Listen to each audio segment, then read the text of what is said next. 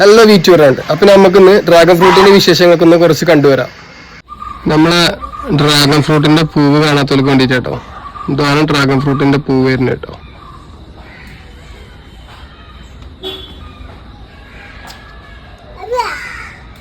അതിന്റെ സൈഡ് നോക്കുമ്പോൾ അതുപോലെ ഉണ്ടോ.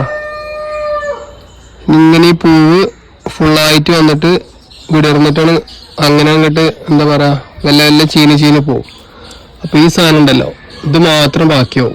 ഈ പൂവ് ഇവിടുന്ന് അങ്ങോട്ട് കൊഴിഞ്ഞു പോവും. പിന്നെ ഈ സാധനം മാത്രം ബാക്കിയാവും.